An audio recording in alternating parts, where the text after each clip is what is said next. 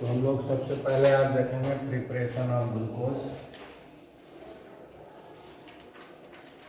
Preparation of glucose, ठीक है ना। ग्लूकोज का जो प्रिपरेशन होता है मेनली शुगर केन जूस से होता है ना। 90% ग्लूकोज का प्रिपरेशन किससे होता है? शुगर केन जूस से होता है। शुगर केन जूस को हम लोग क्या बोलते हैं? उसका फॉर्मूला क्या है? C12H22O, ठीक है, यही होता है ना। वो 11 होगा, एक तो काम रहेगा C12H22O11, ठीक है ना। इसको यही है sugar cane juice, sugar cane juice. या इसी को उल्टा के लिखोगे तो सिर्फ लिखना है केन शुगर। केमिकल नेम अगर लिखना है इसी का नाम तो लिखेंगे हम लोग सुक्रोज। आई बात समझ? क्या लिखेंगे? सुक्रोज। सुक्रोज क्या है? डाइसेक्राइड। सुक्रोज क्या है? डाइसेक्राइड। तो इसलिए इसका हम हाइड्रोलिसिस करेंगे, एसिडिक हाइड्रोलिसिस। क्या कराएंगे हम लोग? एसिडिक हाइड्रोलिसिस, ठीक है। एसिडिक हाइड्रोलिसिस जब कराएंगे तो ये क्या देगा? ग्लूकोज एंड फ्रुक्टोज देगा। C6H12O6, C6H12O6 एक हो गया। दोनों का मॉलिक्यूलर फार्मूला सेम है, ग्लूकोज, और दूसरा हो गया फ्रुक्टोज। मॉलिक्यूलर फार्मूला सेम है दोनों का, स्ट्रक्चरल फार्मूला में सिर्फ डिफरेंस है, ठीक है। तो जब हाइड्रोलिसिस करेंगे तो हमको ग्लूकोज मिलेगा और फ्रुक्टोज मिलेगा। फ्रुक्टोज जो है इससे ज़्यादा स्वीट होता है, लेकिन इसका क्वांटिटी बहुत कम मिलता है, इसलिए कॉस्टली और ये थोड़ा नॉर्मल प्राइस में मिलता है, क्योंकि ग्लूकोज एक्सेस क्वांटिटी में मिलता है, ठीक है। आया समझ में? हाँ, इससे ज़्यादा स्वीट ये है फ्रुक्टोज। आई बात समझ में? तो ये एक मेथड हो गया हाइड्रोलिसिस ऑफ केन शुगर। तो पहला मेथड क्या हो गया? Hydrolysis of cane sugar, hydrolysis. तो हाइड्रोलिसिस ऑफ केन शुगर, ठीक है, केन शुगर के, ठीक है ना। तो केन जो है हाइड्रोलिसिस करा देते हैं किसके प्रेजेंस में? अल्कोहल और एसिड के प्रेजेंस में, in the presence of acidic alcohol. Hydrolysis of cane sugar in the presence of acidic alcohol, यानी एसिडिक अल्कोहल डाल दिए, मतलब अल्कोहल में थोड़ा सल्फ्यूरिक एसिड वगैरह डाल दिए, या हाइड्रोक्लोरिक एसिड डाल दिए। जनरली हाइड्रोक्लोरिक एसिड ही यूज करते हैं, ठीक है, क्योंकि सल्फ्यूरिक एसिड बहुत जगह डिहाइड्रेटिंग एजेंट का काम करता है, इसलिए हम लोग एसिडिक करने के लिए जनरली क्या करते हैं? हाइड्रोक्लोरिक एसिड का यूज करते हैं। तो ये एक मेथड हो गया, ठीक है। आया समझ में? दूसरा मेथड है प्रिपरेशन का हाइड्रोलिसिस ऑफ स्टार्च, ठीक है, हाइड्रोलिसिस ऑफ स्टार्च। इसमें क्या करते हैं? बॉयल करते हैं, बॉइलिंग द स्टार्च विथ, इसको जो है प्रेशर मेंटेन करना है, ठीक है,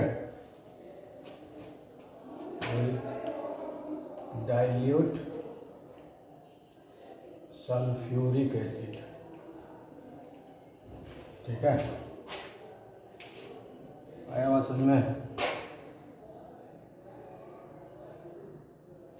डाइल्यूट सल्फ्यूरिक एसिड रहेगा एट 393 केल्विन, है ना, 393 केल्विन,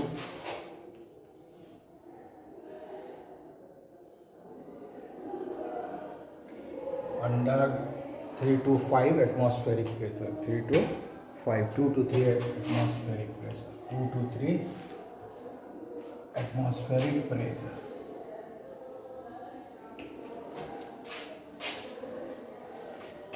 तो हमारा हो गया। और स्टार्च का फॉर्मूला क्या होता है? C5H10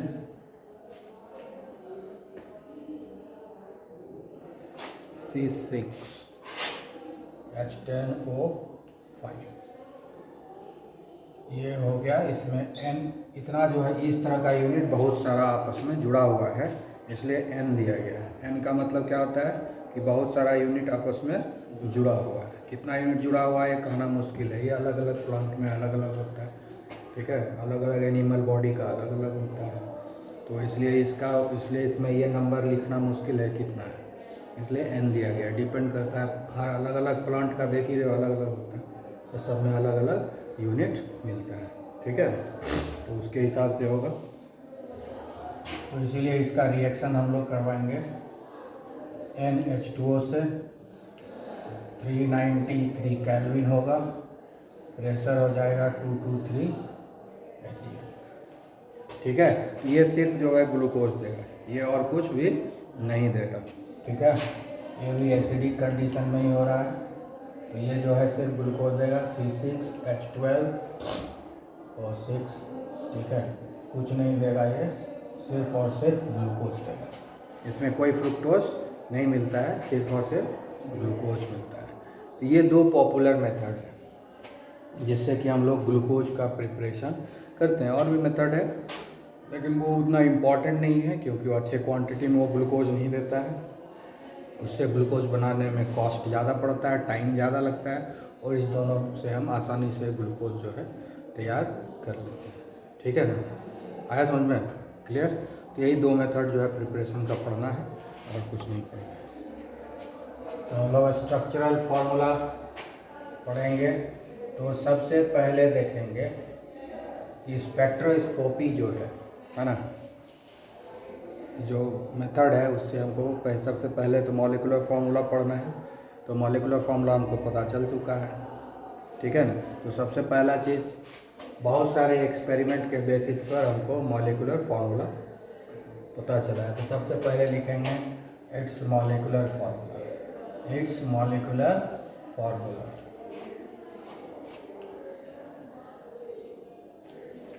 क्या है? C6H12O6। सबसे पहला चीज़ यही है, ठीक है ना। दूसरा क्या होता है कि अगर हम ऐसे ही मालूम है कि एल्डो हेक्सोज है, क्या है? एल्डो हेक्सोज है।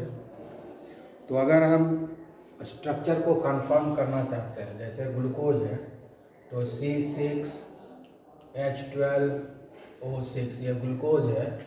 अगर इसका रिएक्शन हम हाइड्रोजन आयोडाइड से करेंगे, है ना, समझ गए, प्रोलॉन्ग्ड पीरियड मतलब लंबे समय तक, प्रोलॉन्ग्ड पीरियड मतलब लंबे समय तक इस दोनों के बीच में रिएक्शन करवाते हैं, तो एक स्ट्रेट चेन वाला कंपाउंड देता है, समझ गए। नॉर्मल हेक्सेन में कन्वर्ट हो जाता है। इसको सिर्फ लंबे समय तक दोनों को मिक्स करके अगर रिएक्शन करवाते हैं तो हमको नॉर्मल हेक्सेन बनाता है। 1 2 3 4 5 6, ठीक है।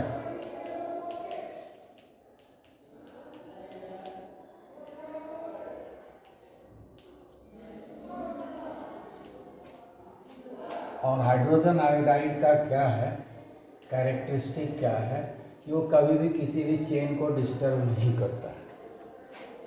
हाइड्रोजन आयोडाइड का कैरेक्टरिस्टिक क्या है कि जहाँ पर OH ग्रुप रहता है उसी से रिएक्शन करता है। एल्डिहाइड ग्रुप रहेगा या हाइड्रोक्सिल ग्रुप रहेगा, उसी से रिएक्शन करेगा, और कार्बन चेन को ये डिस्टर्ब नहीं करता है। तो हमको नॉर्मल हेक्सेन मिला है, तो कार्बन चेन को तो ये डिस्टर्ब नहीं करता है, कार्बन चेन से इसका कोई लेना देना नहीं है, इसका मतलब ये जो हमको कार्बन चेन मिला है यही कार्बन चेन ग्लूकोज में भी है। तो इससे क्या कंफर्म होता है कि glucose has straight carbon chain. ठीक है, इससे क्या कंफर्म हो गया, ग्लूकोज है स्ट्रेट कार्बन चेन, यानी all the carbon,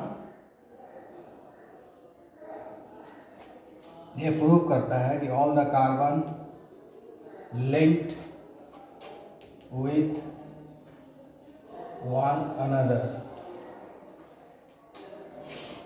in a straight chain. पहला चीज पता चल गया कि इसमें जितना भी कार्बन है वो सब के सब क्या चीज में है, स्ट्रेट चेन में, ब्रांच में नहीं है। आई बात समझ में, यानी 6 कार्बन है इस मॉलिक्यूलर फॉर्मूला में और ये 6 का 6 आपस में स्ट्रेट चेन में जुड़ा हुआ है, मतलब नॉर्मल स्ट्रक्चर है। पहला चीज़ ये हमको पता चलता है। ठीक है, आया समझ में। तो तीसरा लिखेंगे रिएक्शन विथ NH2OH। ठीक है, हाइड्रोक्सिल अमाइन बोलते हैं ना इसको, हाँ, इसका नाम क्या है, hydroxyl amine. Hydroxyl amine. NH3 को क्या बोलते हैं, अमोनिया। NH3 से एक हाइड्रोजन हटा देते हैं तो उसको अमाइन बोलते हैं। एक H को हटा के OH दे दिए तो OH क्या है, हाइड्रोक्सिल, इसलिए इसका नाम हो गया हाइड्रोक्सिल अमाइन। आया बात समझ में। NH3 मतलब अमोनिया, NH3 से एक H को हटा देंगे तो अमाइन कहलाएगा।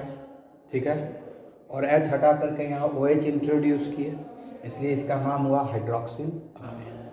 आ गया बात समझ में। तो हाइड्रोक्सिल अमाइन रिएक्ट करता है एल्डिहाइड से कीटोन से।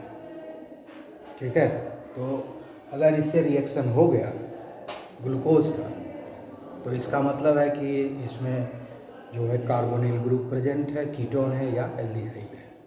आई बात समझ में, हाँ। तो हम लोग ग्लूकोज लेंगे C6H12O6। ठीक है, तो इसका NH2OH से रिएक्शन होता है। तो इसमें क्या देखा गया है कि एक ऑक्जाइन बनेगा। क्या बनेगा, ऑक्जाइन बनेगा, NOH, ये ग्रुप जुड़ जाता है। बाकी सारा ग्रुप जो होता है उसमें जो है वो हाइड्रोक्सिल ग्रुप रहता है, CHOH है ना, ये ऐसा बीच में चार्ट हो रहेगा। ठीक है, और नीचे वाला जो है CH2OH, मतलब इसको डिस्टर्ब नहीं किया। इसका मतलब क्या हुआ कि इसमें सिर्फ और सिर्फ एक ही कार्बोनिल ग्रुप है, सिर्फ और सिर्फ एक ही कार्बोनिल ग्रुप है। ठीक है, तो हाइड्रोक्सिल अमाइन हुआ, इसका नाम है ऑक्जाइन। इसका नाम क्या है, ऑक्जाइन। ठीक है, ग्लूकोज का ऑक्जाइन। आई बात समझ में। ये जो NOH ग्रुप आ गया ना, यही है ऑक्जाइन ग्रुप। ठीक है, आया समझ में। तो ऑक्जाइन कौन बनाता है, एल्डिहाइड या कीटोन। ऑक्जाइन कौन बनाएगा, एल्डिहाइड या कीटोन। इसका मतलब इसमें जरूर एल्डिहाइड या कीटोनिक ग्रुप है ना। ये कंफर्म क्या करता है, presence of, confirms presence of carbonyl group, confirms presence of carbonyl group. Carbonyl group, carbonyl group किसको बोलते हैं, इसको बोलते हैं।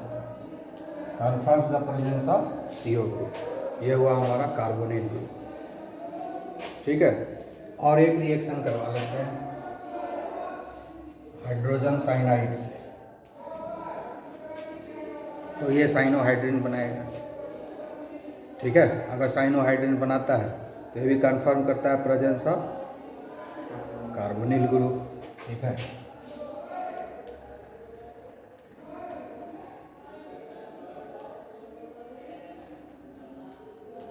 अब क्या एक ही ठो बन रहा है साइनोहाइड्रिन ग्रुप ना, कितना ग्रुप कि साइनोहाइड्रिन ग्रुप सिर्फ एक ही बन रहा है। साइनोहाइड्रिन ग्रुप सिर्फ एक ही बन रहा है, मतलब इसमें एक ही कार्बोनिल ग्रुप है, दूसरा कार्बोनिल ग्रुप नहीं है। ठीक है, तो ये भी, ये दोनों रिएक्शन कंफर्म करता है presence of carbonyl group. Straight chain पता चल गया। दूसरा ये पता चल गया कि इसमें कार्बोनिल ग्रुप है, मतलब एल्डिहाइड है या कीटोन है, ये भी पता चल गया।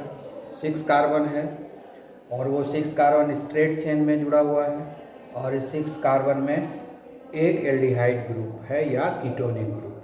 एल्डिहाइड या कीटोन, कार्बोनिल दो ही न होता है, एल्डिहाइड और कीटोन। तो अब हम जब को पता चल गया हमको कि इसमें कार्बोनिल ग्रुप है, तो नेक्स्ट स्टेप होगा कि ये कार्बोनिल ग्रुप क्या है, एल्डिहाइड है या कीटोन है। आई बात समझ में? तो नेक्स्ट हमको वही पता करना होगा। ठीक है, क्लियर? कितना लिखा है? 3 हुआ था ना। Next reaction with bromine water. Reaction with bromine water मतलब कॉन्सनट्रेटेड ब्रोमीन लिक्विड, है ना? आया बात समझ में? तो ब्रोमीन जो होता है वो माइल्ड ऑक्सीडाइजिंग एजेंट है। ये क्या है? माइल्ड ऑक्सीडाइजिंग एजेंट है। ये एल्डिहाइड और कीटोन दोनों के साथ रिएक्ट नहीं करता है।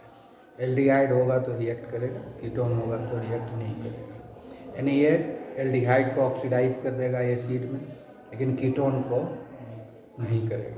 इसके पहले जो हम लोग रिएक्शन करवाए थे, reaction with hydroxylamide and reaction with hydrogen cyanide, cyanohydrin बना था। साइनाइड के साथ रिएक्शन कराया था, क्या बना था? साइनोहाइड्रिन। OH ग्रुप और CN ग्रुप एक ही कार्बन से जुड़ा हुआ था ना, उसको बोलते हैं साइनोहाइड्रिन। ठीक है ना? तो साइनोहाइड्रिन बना। साइनोहाइड्रिन का बनना और ऑक्साइन का बनना, ये दोनों चीज़ कन्फर्म करता है कि इसमें कार्बोनिल ग्रुप है। तो वहाँ पता चल गया कि कार्बोनिल ग्रुप है। अब वो कार्बोनिल ग्रुप एल्डिहाइड है या कीटोन है, ये पता करेंगे कैसे? तो माइल्ड ऑक्सीडाइजिंग एजेंट से रिएक्शन कराएंगे। अगर एल्डिहाइड होगा तो ये ऑक्सीडाइज कर देगा ग्लूकोज को ग्लूकोनिक एसिड में। ठीक है, आया बात समझ में? क्लियर?